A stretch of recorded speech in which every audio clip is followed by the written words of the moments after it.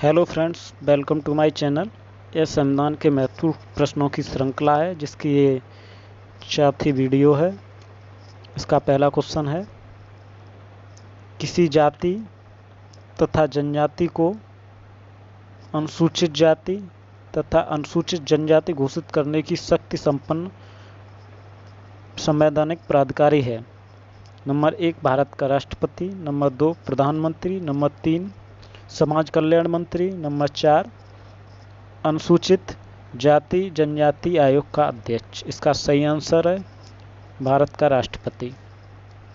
संविधान के अनुच्छेद 341 के तहत किसी जाति को अनुसूचित जाति तथा 342 के तहत किसी जाति को अनुसूचित जनजाति घोषित करने की शक्ति राष्ट्रपति में निहित होती है। अगला क्वेश्चन है, लोकसभा द्वारा पारित धन विधेयक राज्यसभा द्वारा भी पारित मान लिया जाएगा यदि राज्यसभा द्वारा उस पर कोई कार्यवाही नहीं की जाती। ए 10 दिन, बी 14 दिन, सी 15 दिन, डी 16 दिन। इसका सही आंसर है बी 14 दिन। 14 दिन तक यह राज्यसभा किसी विधेयक पर कोई कार्यवाही नहीं करती तो उसे पारित मान लिया जाता है। अगला क्वेश्चन है, सूची 1 को सूची 2 से सुमेलित कीजिए। संवैधानिक संशोधन 360, वित्त आयोग 312, वित्तीय आपात 280, अखिल भारतीय सेवाओं का सृजन 368। सही मिलान इस प्रकार है, संवैधानिक संशोधन 368, वित्त आयोग 280, वित्तीय आपात 360, अखिल भारतीय सेवाओं का सृजन 312। इस प्रकार इसका सही आंसर है बी। संविधान संशोधन 368, वित्त आयोग 280, वित्तीय आपात 360, अखिल भारतीय सेवाएं 312। अगला क्वेश्चन है, सूची 1 तथा सूची 2 को सुमेलित कीजिए। भारत का नियंत्रक एवं महालेखा परीक्षक अनुच्छेद 315, वित्त आयोग 280, प्रशासनिक अधिकरण 148, संघ लोक सेवा आयोग का अध्यक्ष 323। इसका सही मिलान है,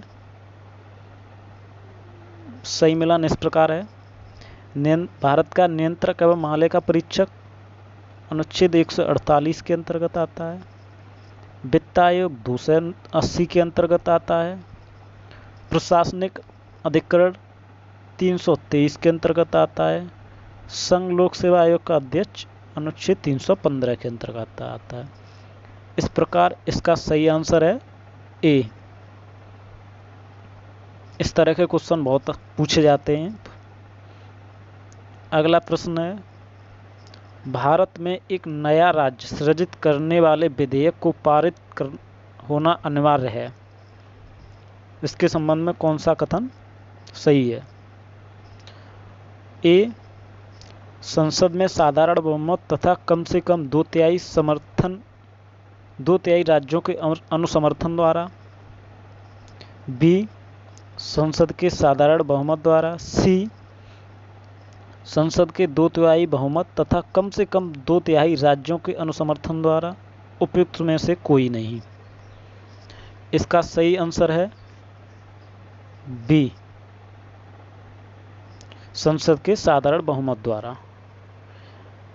भारत की संसद साधारण बहुमत द्वारा किसी विधेयक को पारित कर नए राज्य का सृजन कर सकती है तथा उसकी सीमाओं का भी निर्धारण कर सकती है। अगला प्रश्न है, निम्नलिखित कथनों पर विचार कीजिए। कथन ए, संविधान के अनुच्छेद 32 को डॉक्टर भीमराव अंबेडकर ने इसकी आत्मा कहा था। कारण आर, अनुच्छेद 32 मौलिक अधिकारों के अतिक्रमण के विरुद्ध प्रभावी उपचार का प्रावधान करता है। नीचे दिए हुए कूट में सही उत्तर चुनिए। ए, कथन और कारण दोनों सही हैं तथा ए का सही स्पष्टीकरण आर है। बी, ए और आर दोनों सही हैं किंतु ए का सही स्पष्टीकरण आर नहीं है। सी, ए सही है किंतु आर गलत है। डी, ए गलत है किंतु आर सही है। इसका सही आंसर है ए,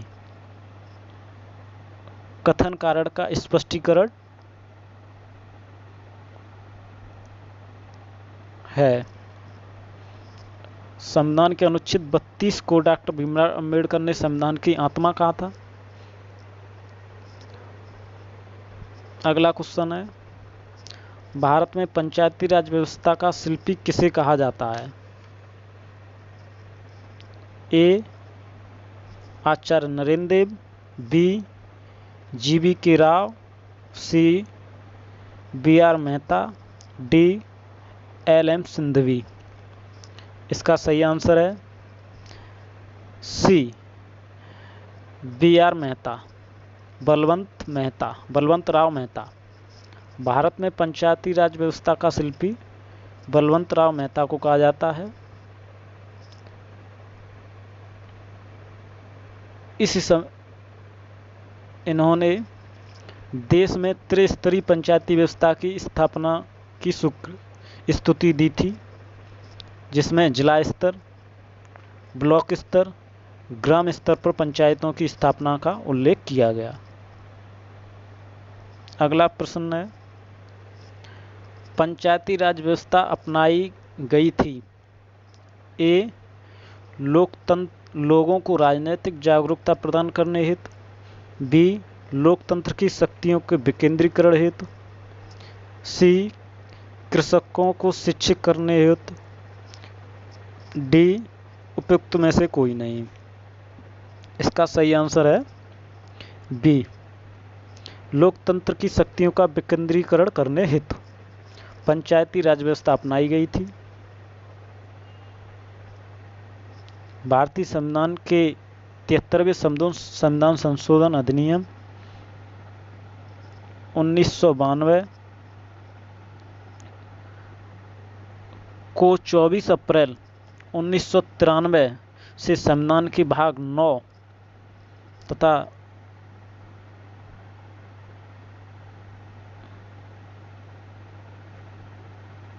के अंतर्गत पंचायती राज व्यवस्था को लागू किया गया था। अगला क्वेश्चन है, भारत के सर्वोच्च न्यायालय ने संविधान के आधारभूत ढांचे के सिद्धांत को स्पष्ट किया है। ए, गोलकनाथवाद 1967। बी, सज्जन सिंह वाद 1965। सी, शंकरी प्रसाद वाद 1951।